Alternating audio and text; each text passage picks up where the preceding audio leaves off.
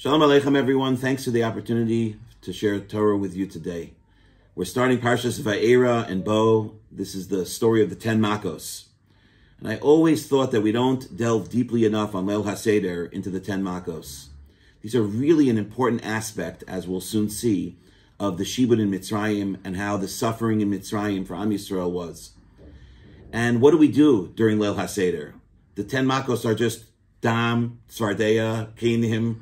All we do is one drop. We don't say even a words about it. One of the things that I've stressed for many, many years, that on Leil HaSeder, the Vortlach and the stories of the 5 rabbis in Bnei Brak, maybe we should spend a little bit less time on that.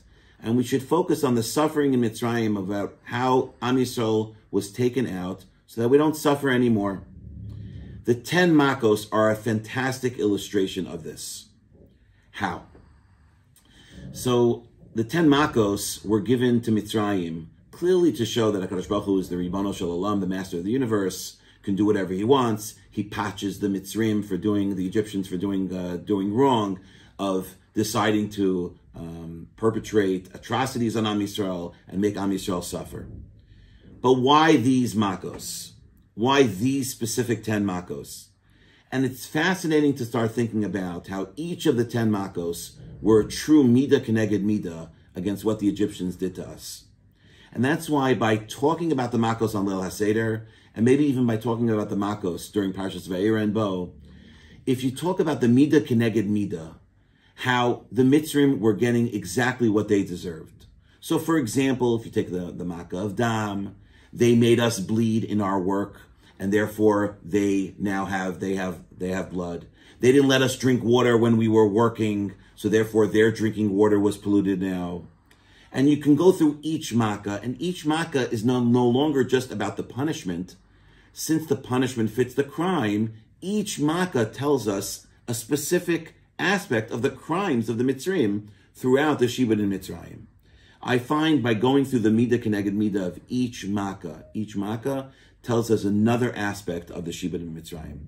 I want to highlight just really one idea of, in Makkah's Dam and Tzvardeya, the first 2 Makos, the central Makos.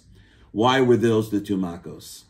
Because what was maybe the most evil of all the Gzeros in Mitzrayim? It was the Gzera to throw babies into the Yor. The idea of taking babies and killing them. In the beginning of the Gzera, it was that we should work hard. Paro thought that wasn't enough. He then said that when the women were giving birth, that somehow they should have miscarriages. That didn't necessarily work either. And then it went full-blown Gzera, kill Jewish children. And then they started throwing babies into the Yor. Maybe the Makkah of Dam was a Midah Keneged Midah against that Gzera. They threw the babies into the Yor. The Yor was full of Dam. It was a blood-ridden Yor because it was full of murder. It was full of killing our children. And that's the Makkah of Dam. And that is the Shita of the Abarbanel, who says that Midah Keneged Midah.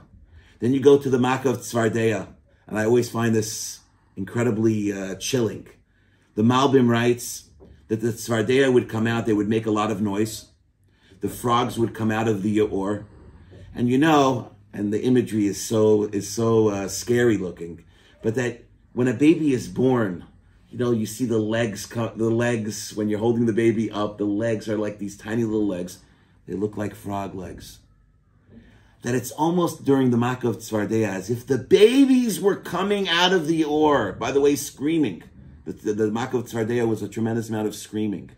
The imagery of that the first 2 Makos were against the most heinous crime of the Egyptians. That all around they were rounding up Jewish babies in order to throw them in the Yor. That it was filled with blood. And that's why the Yor became blood. The fact that the Tzvardeim were coming out as if the babies were coming back to life. It's like a horror movie that they're experiencing.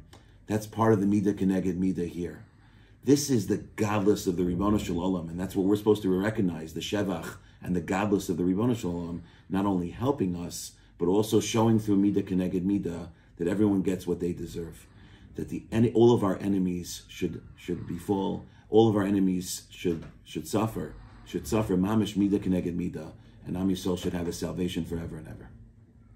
Good Shabbos, good Shabbos, good Shabbos.